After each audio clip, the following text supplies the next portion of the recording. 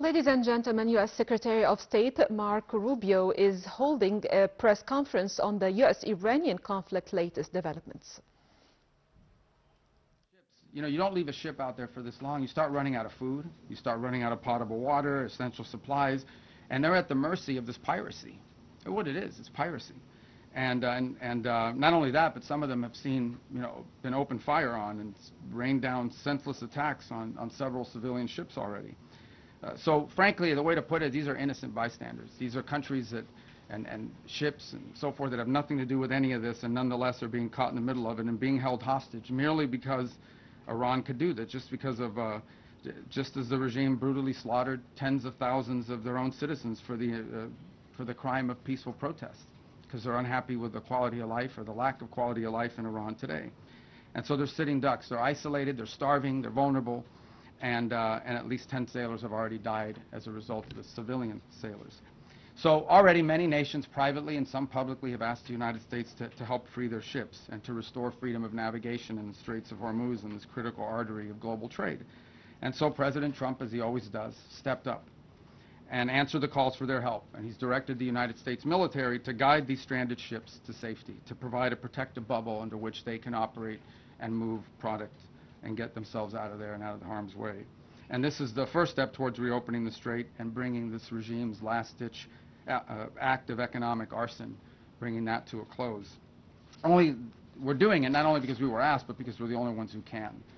Only we have the power to sort of take the steps that we've taken now. Under this president, under President Trump, the United States will help our friends.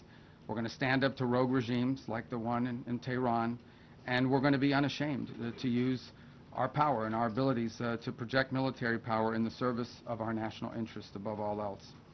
Now, what's really important for you to report and for everyone to understand is this is not an offensive operation. This is a defensive operation. And what that means is very simple. There's no shooting unless we're shot at first. Okay? We're not attacking them. But if they're attacking us or they're attacking a ship, you need to respond to that. You're not going to let some fast boat come up on the ship and shoot it up. We're going to respond to it, and we've been successful at it. I don't know what the exact number is, but I know a number of those fast boats have now been targeted, and will continue to be if they pose a threat to our forces. We'll shoot down drones, we'll shoot down missiles, but it's defensive in nature. This is defensive. So if you hear stories about attacks and launching of firing back and forth, it's not back and forth. We are only responding if attacked first. This is a defensive operation, and that's what's occurring here.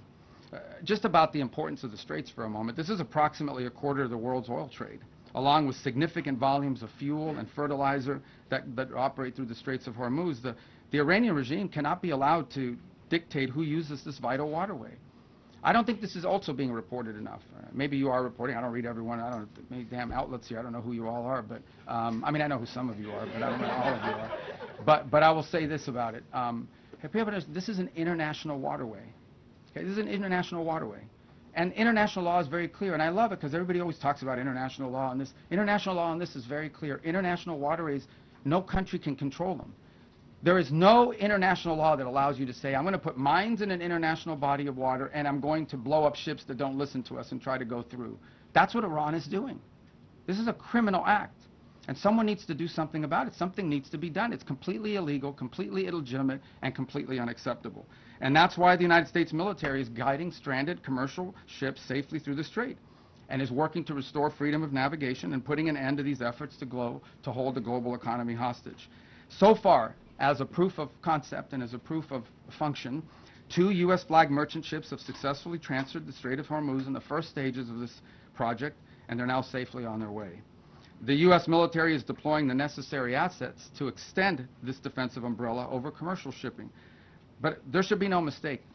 And as I said this already, this is a defensive operation. I want to reiterate that point. This is important to understand. If no shots are fired at these ships and no shots are fired at us, we're not firing shots. But if we're fired on, we will respond, and we will respond with lethal efficiency. The assets supporting this project, by the way, include guided missile destroyers, over 100 land and sea-based aircraft, multi-domain unmanned platforms, and 15,000 of the finest military service members on the planet. These forces have already destroyed, as I told you earlier, I thought it was 6, it's 7 Iranian fast boats that failed to heed our warnings. And by fast boats, we're talking about, some of these things look like Boston whalers. Okay, so these are not like Navy ships. But nonetheless, they come fast at these boats, try to swarm them, try to harm them. We're not going to let that happen. So 7 of them now sit at the bottom of the sea, along with, by the way, the rest of Iran's navy. That's where you can find their navy today. And we're going to continue to systematically clear this passageway through the straits to restore freedom of navigation. Now, while this project steadily progresses, Operation Economic Fury, continues to impose maximum pressure on the Iranian regime and what remains of their already frail economy. Today, inflation in Iran is 70%, and their currency is in total and complete freefall. U.S. sanctions enforcement is stepping up. It's moving in lockstep with the naval blockade to degrade Iran's capacity to generate, to move, and repatriate revenue. It directly targets the regime's primary revenue lifelines.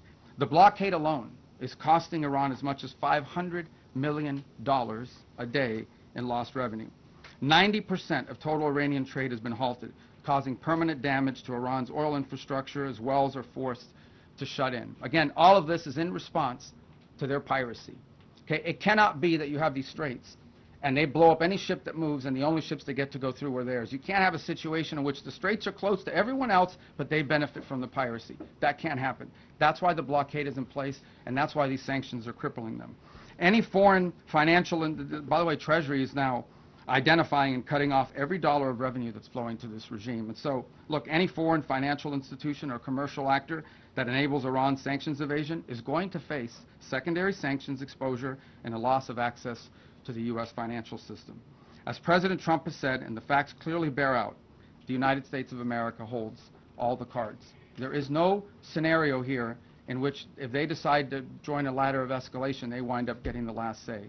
But our preference is for these straits to be opened to the way they're supposed to be opened, back to the way it was. Anyone can use it, no mines in the water, nobody paying tolls. That's what we have to get back to, and that's the goal here.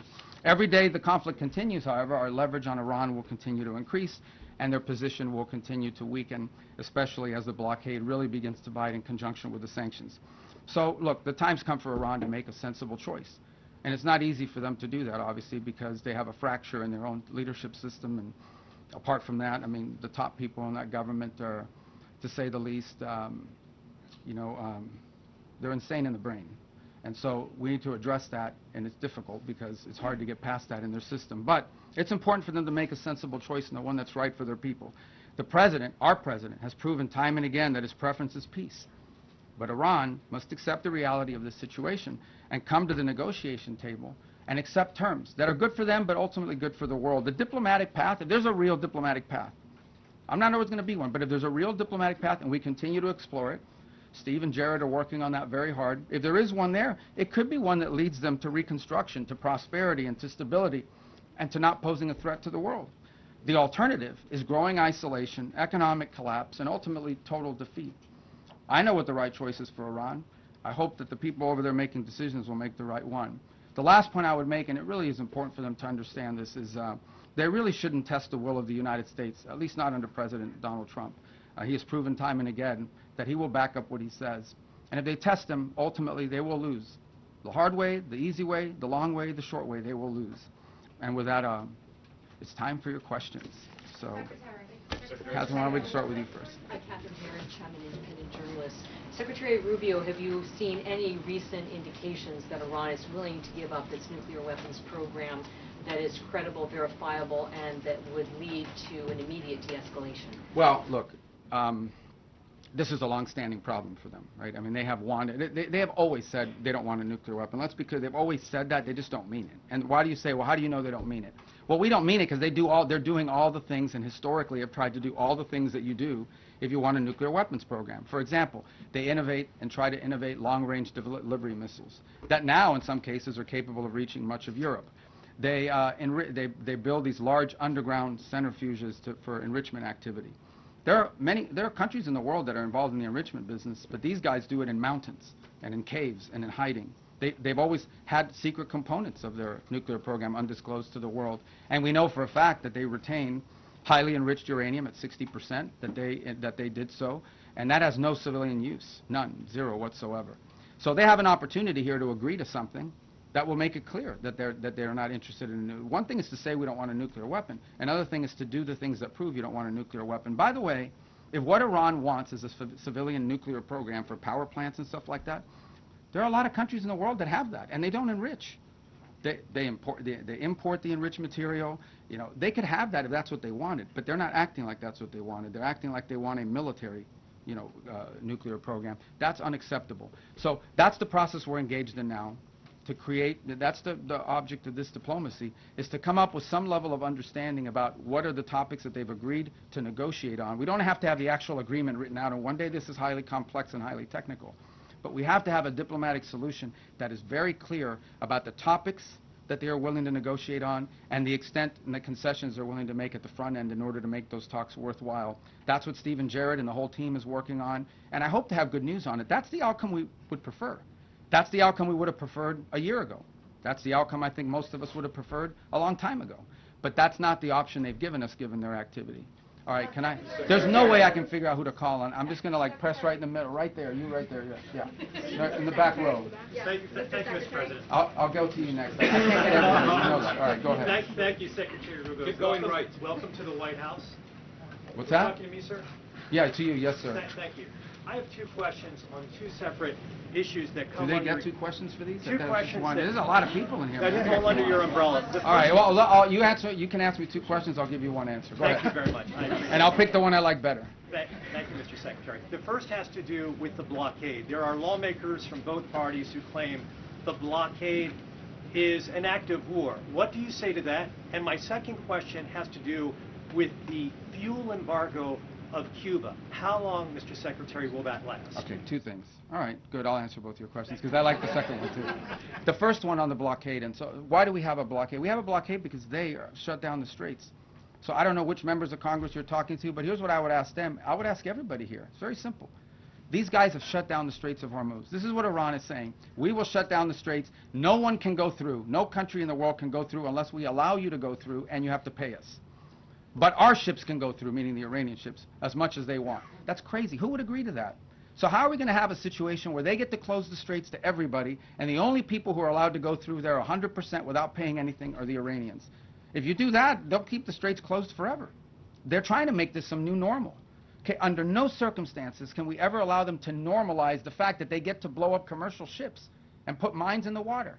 So the response to that is, we're going to blockade your ships. If everyone's ships are not getting out, your ships are not getting out either.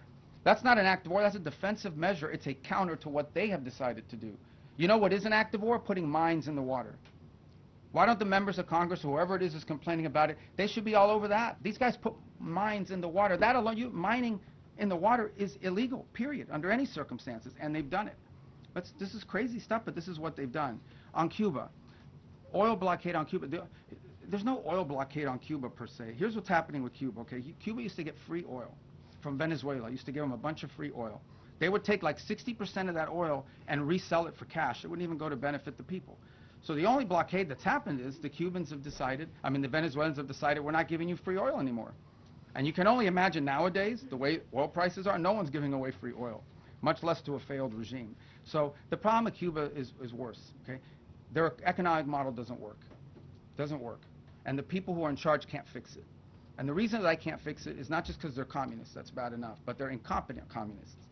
The only thing worse than a communist is an incompetent one. And that's what, so incompetent communists run that country. They don't know how to fix it. They really don't. And we have 90 miles from our shores a failed state that also happens to be friendly territory for some of our adversaries. So it's an unacceptable status quo, and we'll be addressing it, but not today. Okay. All right, let's go to the front, right there. Secretary Rubio. Yeah. You are going to the Vatican to meet with the Pope. Is this an attempt to smooth things over with the Pope, given the rhetoric between President Trump and Pope Leo? No, it's a trip we had planned from before, and obviously we had some stuff that happened. And no, look, there's a lot to talk about with the Vatican. I'll give you one example. The Pope just returned from a trip to Africa, where the church is growing very vibrantly. And we have shared concerns about religious freedom, freedom in different parts of the world. We'd love to talk to them about that. The topic of Cuba, we gave Cuba $6 million of humanitarian aid, but obviously they won't let us distribute it. We distributed it through the church. We'd like to do more. We're willing to give more humanitarian aid to Cuba, by the way, distributed through the church, but the Cuban regime has to allow us to do it. They won't allow us to give their own people more humanitarian aid, and we're willing to do it through the church. So there's a lot to talk about. And the President recently said that the Pope is endangering a lot of Catholics as a result of his rhetoric around the Iran war. Is that a sentiment Well, I you don't think agree that's with? an accurate description of what he said. I think what the president basically said is that Iran can't have a nuclear weapon because they would use it against places that have a lot of Catholics and Christians and others for that matter. It goes back to the central point. I think the president, without trying to speak for him, but I think I can characterize it this way. He doesn't understand why anybody, leave aside the Pope, the president, and I, for that matter, I think most people, I cannot understand why anyone would think that it's a good idea for Iran to ever have a nuclear weapon. Look what they're doing with the Straits right now. They're holding the whole world hostage. They have these sailors, on commercial ships that are going to starve to death out there. They don't care. They don't care that this is melting down the economies around the world, even of their own allies. This is what they're doing with the Straits. What do you think they would do if they had a nuclear weapon? They would hold the world hostage with that nuclear weapon.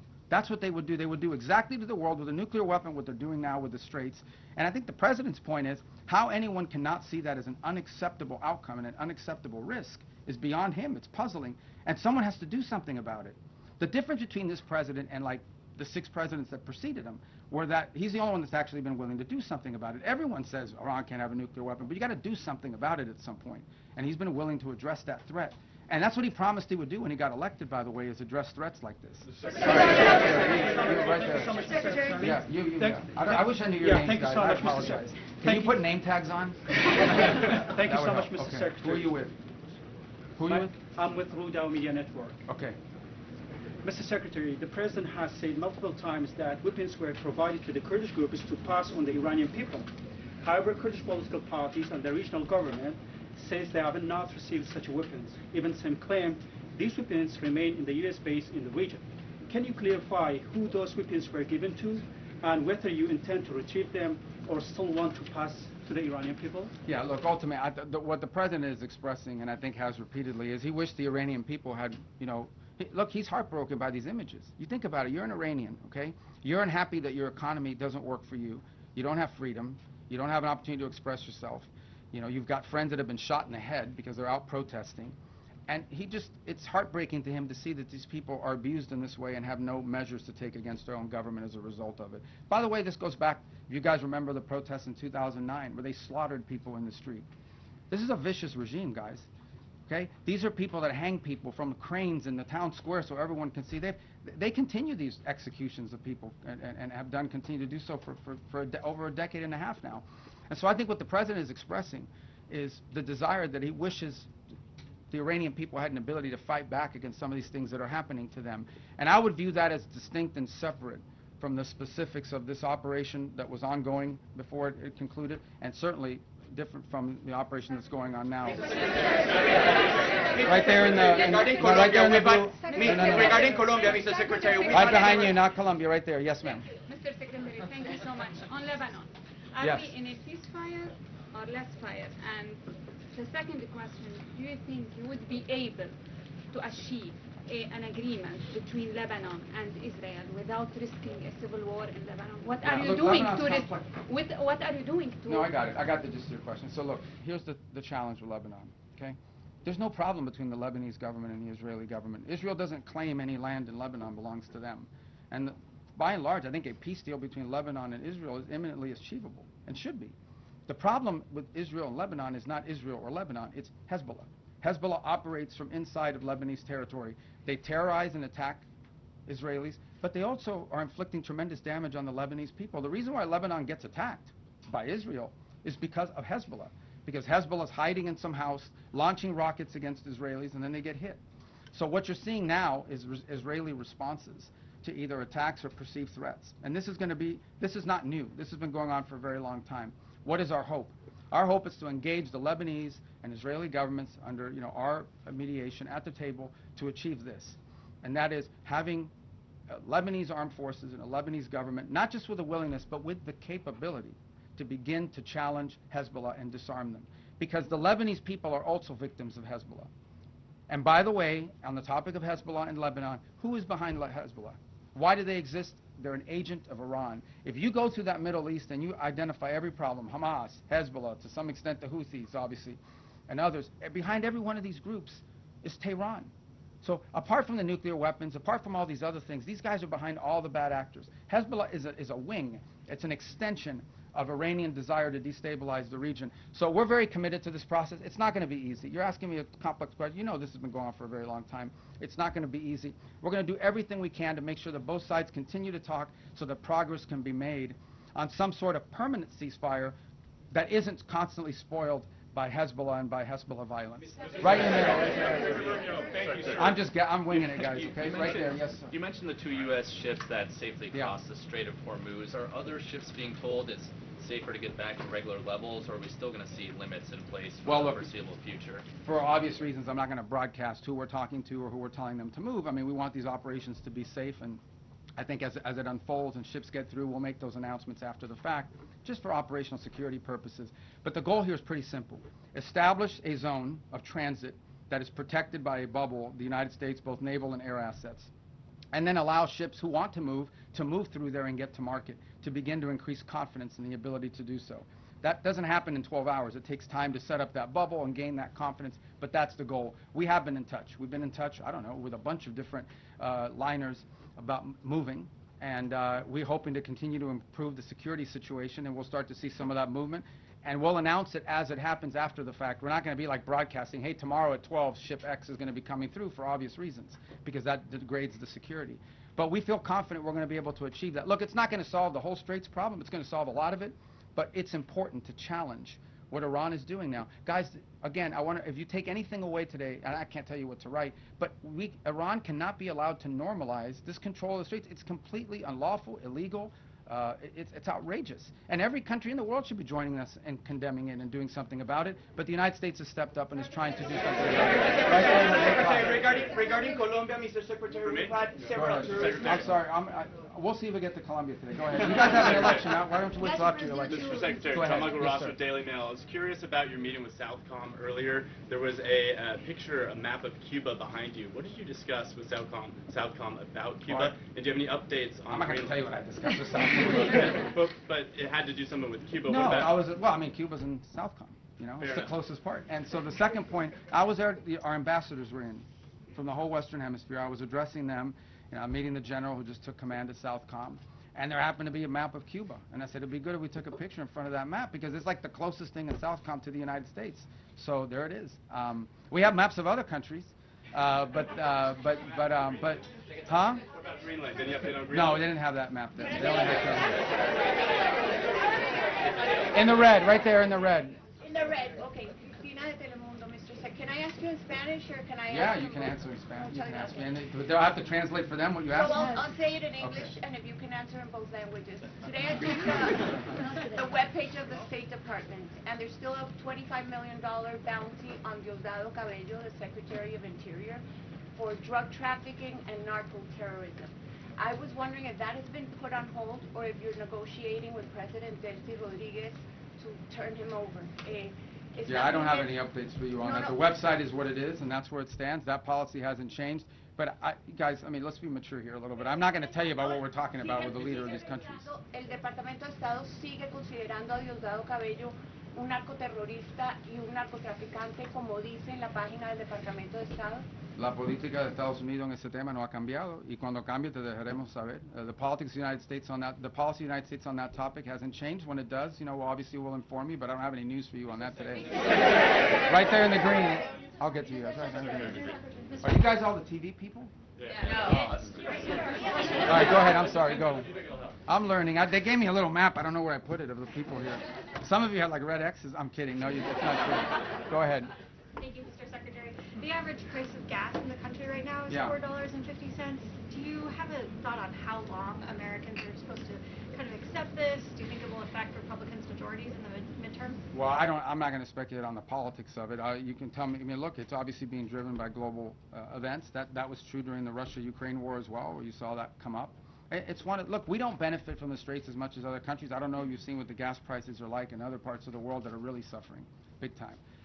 So we're very fortunate that the United States, I believe right now, is like the world's largest net exporter of oil and natural gas as a result, not because of this war, but because we have this capacity. So we've been insulated to some degree. We're obviously still vulnerable to some extent to global prices, and so, but in the end, I mean, we're more insulated than other countries, even though that's not welcome news to Americans that are paying more at the pump, no doubt about it. And it certainly is one of the circumstances of it. There are people that were predicting it would be much higher at this point, but we're not taking that for granted. Suffice it to say that think about it this way. Everybody needs to think about it this way. If Iran had a nuclear weapon, and they decided to close the straits and make our gas prices like $9 a gallon or $8 a gallon, we wouldn't be able to do anything about it because they have a nuclear weapon. And a nuclear-armed Iran could do whatever the hell they want with the straits, and there's nothing anyone would be able to do about it. And that's one of the many reasons, apart from like the massive loss of life in a nuclear strike, why Iran can never have a nuclear weapon. I mean, so this is an example of, if they had a nuclear weapon, they close the straits and they would tell the world, what are you going to do about it? We have a nuclear weapon, we can attack you with it. That's the world none of us want to leave behind. It won't happen under this president's watch, but some future president and in the future Americans will have to deal with this. So just one more example of why these guys can never be allowed to have a nuclear weapon. Right there, in the black. Right, you in the black. Yes, ma'am. Thank you, Mr. Secretary. Where you? No, right there. You both are wearing black. She's closer. No, you don't have black. You have blue on. I'm colorblind, but I know blue and black. Right there. Yes, ma'am. No, you. The first one I called on. Thank you, Mr. Secretary. Thank you. This is chaos, guys. Go ahead. Welcome to the White House. You've long been a leading voice on human rights in China, and so including religious persecution and forced organ harvesting. So President Trump prepares to meet Xi Jinping next week. Do you expect human rights concerns to be on the table? Or we always raise those issues, and they remain true. And I think we've proven in some cases it's most effective to raise them in the appropriate setting. But we always raise those issues. They're important to us, among with others, of course. But those issues remain prominent in our view and in our conversation about these things. And we'll continue to raise them in the appropriate forums. All right. Let's get to the front. These guys are going to get mad. Go ahead. I'm sorry. Thank you. Segment Candy, Associated Press. You mentioned earlier that some countries have privately and publicly indicated their willingness to help with Project Freedom. Can you say how many have reached out to the U.S. with their offers of help and what kind of capabilities? Well, thank you for your question. That's a good question. I mean, multiple countries have said we got to do something about it and fix it. Is it like dozens or single digits or more than 100? Or? I don't know. I don't put a number on it. I would just tell you that here's what I would say about it. The capabilities is the issue. Okay. A lot of countries would love to do something about it. They don't have a navy, right? Or they can't get there in time, or they can't. Others, are less. That some unfortunately do have a navy are saying, oh, we'll be involved, but we'll be involved after it's over. Well, after it's over, it's kind of like that makes sense. So, we'd like to have it. Now, there may be some utility in a post, closure mission. I'm not downplaying that, but I think that's been the challenge. But there are other ways they can help, unique ways that they can help. And I don't want to get into who these countries are for obvious reasons, because they are prepared to help us in certain ways, but maybe don't want that publicly disclosed for no other reason than it impact their foreign policy. It could have some domestic ramifications. But ultimately, I don't want to mislead you. The primary responsibility for this Project Freedom is on the United States, because we're the only country that can project power in that part of the world the way we're doing now. We're the only ones that can do it, and we're going to do it as a favor to the world. Understand this. This is a favor to the world because it's their ships that are stranded. It's their fuel supplies that are stranded. By the way, it's there's humanitarian aid destined for different countries in the world that's stranded in the Persian Gulf right now. It's the fertilizer that they need for their food and crops that's stranded in the Persian, not our fertilizer, their fertilizer. So we want to be helpful, and that's why the president stepped forward, because we're the only ones that can. Frankly, we're the only ones that can. Mr. Secretary, on the rising oil and gas prices, the president has said that this is a small price to pay for getting rid of a nuclear weapon. But 10 weeks in, are we any closer to getting rid of Iran's nuclear material? Yeah, but look, here's the way to think about Iran, and this is what I described at the very beginning of this. What was Iran's plan? You have to understand what their plan was. Their plan was they were going to build this conventional shield where they would have so many thousands of missiles and drones and rockets that they couldn't be attacked. And behind that conventional shield that they were trying to build, they would then break out and do whatever they wanted with their nuclear program. They no longer have that conventional shield. Okay? We told you guys from the very beginning, and we're very consistent in this messaging, the operation that has concluded was going to destroy their Navy. They have no Navy left. They don't. Not a Navy. They have small boats and Boston whalers, but they don't have a Navy left. They don't have an Air Force. I challenge you. When is the last time you read or heard about an Iranian jet flying anywhere? They don't have an Air Force. Their missile launching capability has been substantially degraded, and their industrial base, their defense industrial base, has been severely, severely damaged. So their ability to build a shield behind which they could hide their nuclear program was wiped out. That's a very substantial achievement, and that was the purpose of this operation from day one. Their nuclear material in order for this war to end? Well, that's one of the topics that needs to be discussed. I don't know about. I think you're linking it. The operation is over. Epic Fury, as the president notified Congress, we're done with that stage of it. Okay, we're now on to this project of freedom. As far as a negotiation is concerned, I think the president's been clear that part of the negotiation process has to be not just the enrichment, but what happens to this material that's buried deep somewhere that they still have access to if they ever wanted to dig it out. That has to be addressed, and that's being addressed in the negotiation. I'm not going to go further on what progress has been made on that topic because I don't want to endanger the negotiations, but suffice it to say that the president and this entire team is aware of the centrality of that question, and that will have to be addressed one way or the other. Right there.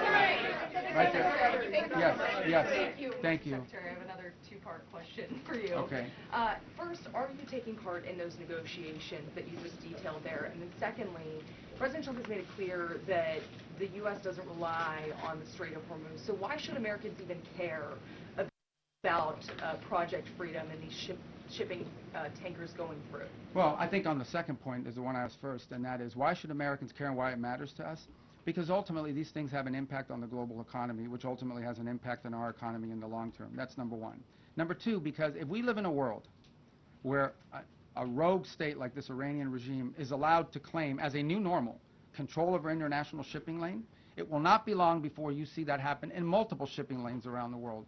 I can identify for you six or seven vital shipping lanes around the world that some countries can decide, guess what, if Iran was able to do it, we're going to do it too. We're not going to start charging tolls.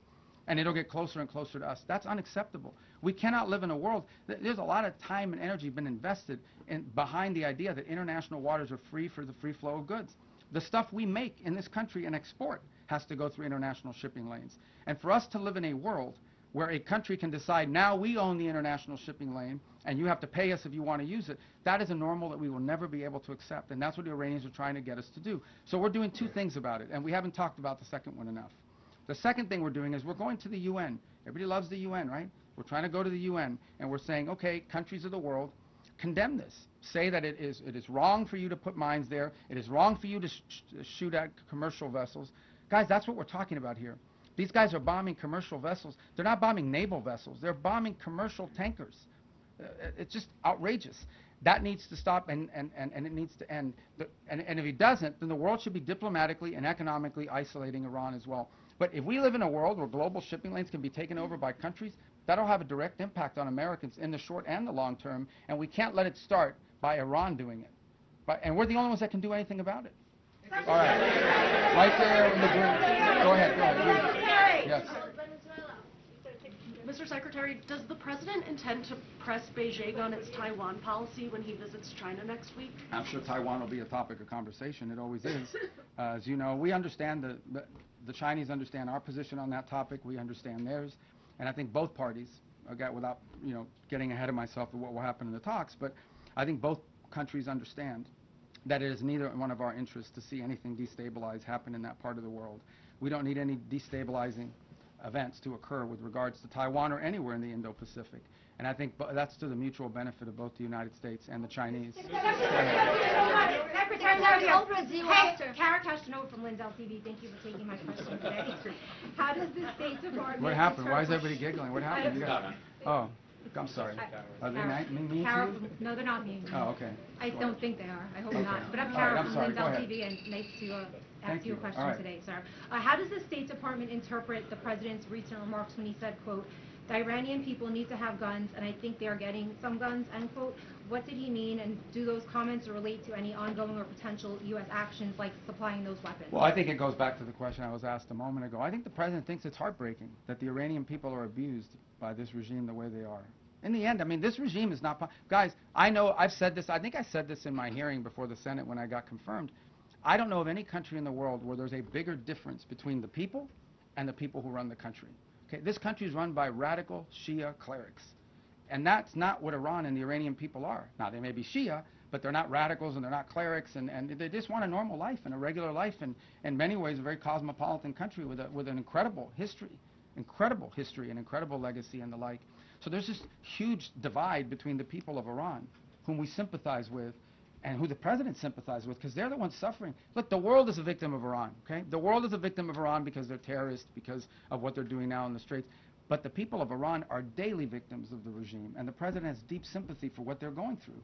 And I think he's just expressing that sympathy and that frustration that they don't have the ability to do more to get rid of this regime that has crushed this country and isolated it from the world, which is a country that shouldn't be isolated from the world because its people are phenomenal. All right. I wish I had like a dice. Go ahead. Yeah. No, right there, because I'm going to Italy. Voy a Italia. Déjame hablar con el señor. Okay. He's Italian. I know him. He used to cover Capitol Hill. You're Italian, right? For many years. For many years. Yeah, okay. Daniele Papandreou, thank you, Mr. Secretary. So I have two short questions for you. Oh, damn, First, 2 questions. First, as you head to the Vatican and Italy, how do you view the Pope's global role amid current geopolitical shift? And what are your objectives in Italy? Is this trip tied to recent remarks by the President suggesting Italy has not been supported as expected? And the second one is about the Hezbollah in Lebanon. On a recent interview on Fox News, you raised some concern about stronger vetting within the Lebanese armed forces. What do you make? Can you elaborate a little bit? Yeah, I've answered the first one about the Vatican. Look, I mean, the Pope is obviously the vicar of Christ, is a Roman Catholic, you know, but he's also the head of a nation state, and it's an organization that has a presence in over 100-something countries around the world. And we engage with the Vatican quite a bit because they're present in many different places. I've already outlined to you 2 examples. We worked with the Catholic Church on the distribution of humanitarian aid in Cuba. We share with the Catholic Church a concern about the destruction of religious liberty, the persecution of Christian minorities, and also, you know, the challenges that are being faced by Christians in Africa, where the Pope just recently visited. So we have a lot to talk about with them, and I engage with them quite a bit on that front. So the trip is really not tied to anything other than the fact that it would be normal for us to engage with them, and other Secretary of States have done that in the past. On the second point about Lebanon, also a question that was asked earlier. And what was the Italian part? About the expectation that the President... Oh, no, look, I mean, the Italians have been involved for some time in training the police and in training their forces, so I would love to hear their input on it. And in the way, look, we welcome everybody's help eventually. What has to happen in Lebanon, what everybody wants to see, is that you have a Lebanese government with the capability to go after Hezbollah and take the Hezbollah apart. There shouldn't be a Hezbollah and a government. There should be a government. Everyone should fold underneath it. And if we do that, then there'll be peace between Israel and Lebanon. But we have to build the capacity of the Lebanese to do it. And I think Italy could be helpful in that regard. All right. Did I call on you already? You already got a question? In the green? Did I call on you already? No. Okay, all right. Go ahead. You mentioned the UN resolution that Yes. you announced today. Can you talk about what the goal is with that resolution? And there was a similar one last month that was vetoed by China and Russia. You spoke to the Russian foreign minister. Do you have an assurance that Russia will be on board with this now? Well, we don't know. Look, I mean, everyone wouldn't want to see this vetoed again, and then we've made some slight adjustments to the language, but I don't know if it'll avoid a veto or not, but the language isn't very complicated. And I think it's a real test for the UN, right? As something that functions that can solve global problems. What is the purpose of the UN? The UN was supposed to be a place where you could peacefully resolve global conflict. Right now you have a country who is unlawfully, criminally, and illegally taking possession of an international waterway and blowing up commercial vessels and putting mines in the water. I don't know if people appreciate how outrageous this is, how unacceptable it is that any country would fire and try to sink commercial vessels or put mines in the water. Both of these things are illegal. And so we're going to take it to the UN, and we're going to give it another chance to be a forum in which we're not even asking people to commit troops to the region and help blow up the Iranian boats. All we're asking them to do is to condemn it, to call on Iran to stop blowing ships, to remove these mines, and to allow humanitarian relief to come through because there's humanitarian aid that's trapped. That's it. This is a very modest request. And if you're telling me that the international community and hundreds of countries cannot rally behind that, then I don't know what the utility of the UN system is, if it can't even solve something as straightforward as that. And I think to both the Chinese and the Russians, I would argue and have argued that it is in their interest for that resolution to pass and for pressure to be brought on Iran, because it is in their interest not to see international waterways, including the Straits of Hormuz, be closed down and cause economic chaos to dozens and dozens of countries around the world. Okay. Back row, yellow tie. Secretary, CBN News, you've had a deep faith for God and country. At the end of the day, with all that you've been involved in, keep going. You've been extremely busy. Go ahead, I'm sorry. As we all know. I got to ask you, what is your hope for America at a time such as this? My hope for America? And how do the you same as always personally been. deal with that? Yeah, look, I mean, my hope for America is what it's always been. I think it's the hope I hope we all share. We want it to continue to be the place where anyone from anywhere can achieve anything, where you're not limited by the circumstances of your birth, by the color of your skin, by your ethnicity, but frankly, it's a place where you are able to overcome challenges and achieve your full potential. I think that should be the goal of every country in the world, frankly, but I think in the U.S. we're not perfect. Our history is not one of perfection, but it's still better than anybody else's history, and ours is a story of perpetual improvement. Each generation has left the next generation of Americans freer, more prosperous, safer, and that is our goal as well. But it is a unique and exceptional country, and as we come upon this 250-year anniversary, I think we have a lot to learn and be proud of in our history. It is one of perpetual and continuous improvement, where each generation has done its part to bring us closer to fulfilling the vision that the founders of this country had upon its founding. So, thank you. All right. I have time for 2 more questions. That's crazy. All right, right there in the pink. No, you right there. That lady. No, the one right next to you in the pink. No, the pink. I'm sorry, but I pointed at her. I need to get a laser pointer and just go. Now you in the pink jacket, the lady right there. Thank you. Thank you very much, Mr. Secretary. I have a question on Iran-China relations. Okay. What's your reaction to Iranian foreign minister visit to China? Also, Beijing instructed its firms to ignore U.S. sanctions. Could you also address that? Well, I'll direct you to Treasury on that front. There are options that we have. If you ignore our sanctions, you're going to face secondary sanctions, and I don't have an announcement for you on that today, but we don't do these things, for symbolic purposes.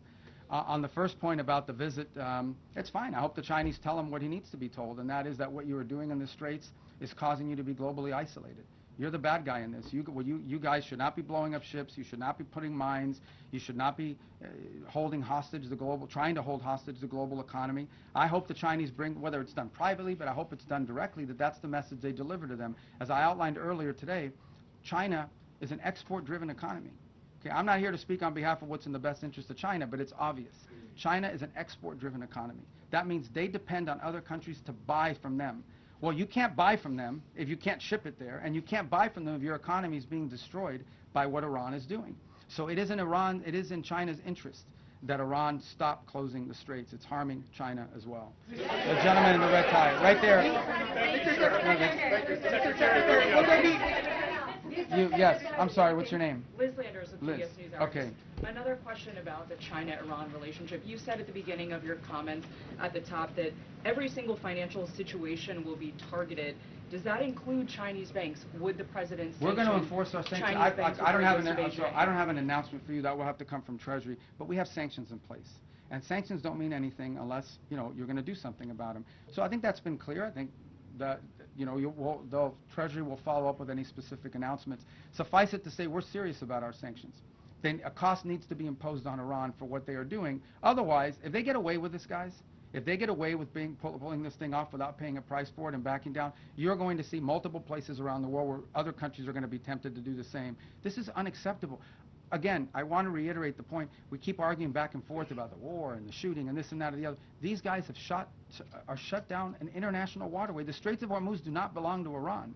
They don't have a right to shut it down and blow up ships and lay mines. And that's what they've done. That needs to be addressed. Otherwise, and it cannot be normalized. Under no circumstances can we live in a world where we accept, okay, this is normal. You have to coordinate with Iran. You have to pay them a toll in order to go through the Straits of Hormuz. Not only is that unacceptable in the Straits, you're creating a precedent that could be repeated in multiple other places around the world. The whole world should join us in this condemnation, and the whole world should join us in doing something about it, by the way. It shouldn't just be us. We're hoping to get countries. We're going to give them a chance to do something about it at the United Nations. All right, and my last question.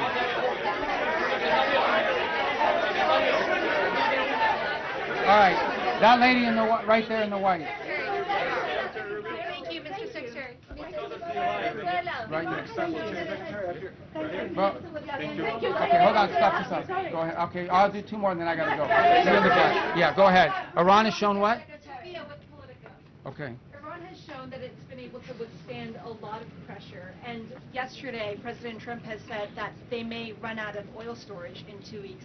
Do you believe that that will be the thing that gets them to the table to give up their nuclear ambitions? And if not, what will be that thing? Well, look, they're suffering devastating damage to their economy. You're right, but it's not that they're able to withstand pressure, it's that they don't care that their people are suffering. You understand, right? There's a difference between we can withstand pressure and we actually don't care. Now, I think there are people in their system that care more than others. You know, some of the elected people that you see, some of the people you see on television with the suits on, you know, those guys care because they know at the end of the day they have to live in the reality. And then you have another element of their government, the clerics, the IRGC types, who probably are more immune to that and care less. They're more interested in regime survival at all costs. But ultimately, the pressure points are what they are. Are they divided now than they were before? Because the administration has said that the Iranian regime is divided, making it very challenging. Well, it's been challenging to deal with them diplomatically because, for example, an offer will be made and then it takes 5 or 6 days to get a response because you have to get it through the whole system. They have to find the supreme leader wherever he hides. They got to get him to sign off, and that's their system. Their system has always been multi-layered in this way. It's obviously become more complex because of the damage they suffered during the war. But look, suffice it to say, Iran has to pay a price. They're not going to change their position out of the kindness of their heart. There has to be a pressure point on them that causes them to realize they cannot continue to close the straits, or they face crushing economic consequences, but also, you know, global diplomatic isolation, which they have proven in the past to be susceptible to. But you're right, they have a high pain threshold, but they don't have an unlimited pain threshold. Nobody does. All right, this has to be the last question. Go ahead. Secretary, many people want to know, what is your DJ name? My DJ name? Your DJ name. You're not ready for my DJ name. On the war, if the fighting were to resume, because you've said that Operation Epic Fury is over, the President also said that the U.S. would bomb them off the face of the earth if they tried to go after U.S. ships. So if the fighting resumes, are you saying that it would resume under Project Freedom? And I ask, as it relates to the War Powers Act. Yeah, look, the Operation Epic Fury is concluded. We achieved the objectives of that operation. I'm not going to, you know, we're not cheering for an additional situation to occur. We would prefer the path of peace. What the President would prefer is a deal. He would prefer to sit down, work out a memorandum of understanding for future negotiations that touches on all the key topics that have to be addressed, a full opening of the Strait so the world can get back to normal. And he preferred that that be negotiated through the route that Steve and Jared have been working and that all of us have been supporting. That's the route he prefers. That is so far not the route that Iran has chosen. And so the result has been that the United States has to do something about the fact that we're the only nation on earth that can do anything to open up a lane within the Straits of Hormuz to get product and to rescue these people that are trapped in there. And that's what we're undergoing now. What that may lead to in the future is speculative. I'm not going to speculate about what it would take or what it would do. But look, the message to Iran, these guys are facing, they are facing real catastrophic destruction to their economy, generational destruction to their economy, generational destruction to the wealth of their country, imposed on themselves by the actions that they're taking. They should check themselves before they wreck themselves in the direction that they're going. Does the White House believe that these votes coming up in Congress are a moot point then? Look, guys, I love talking about this topic. It's about the War Powers Act. Yeah. Okay, I love it. I was hoping somebody would ask. All right, hold on. No, boy, you don't let me answer. I got to answer the question. Okay, and I love it. I'll tell you why I love it. Because even as a senator, I said something. The War Powers Act is unconstitutional, 100%. Now, this is not the position of me, not the position of the President of the United States now. This is the position of every single president that has occupied this position since the day that law passed. It's completely unconstitutional. Now, we comply with it in terms of, like, notification because we want to preserve good relations with Congress, right? And we do that. But even as a senator, I would say that the War Powers Act is 100% unconstitutional. And look, I know some of you, whatever you want to say, but this is not this president's position. That has been the position of every single presidential administration since the day that law passes. An infringement on the president's constitutional powers. We don't acknowledge the law as constitutional. Nonetheless, we comply with elements of it for purposes of maintaining, you know, good relations with Congress, and we want them to be involved, and we want them to be informed. I have gone on Capitol Hill, I don't know, 4 times this year for all senators and all House members and Intel Committee and Gang of 8. We want them to be involved in this. But I want to be clear on the point of the War Powers Act. It's unconstitutional, and every president and every administration has taken that position. All right, guys, I gave you 50 minutes. Thank you, guys. Thank you.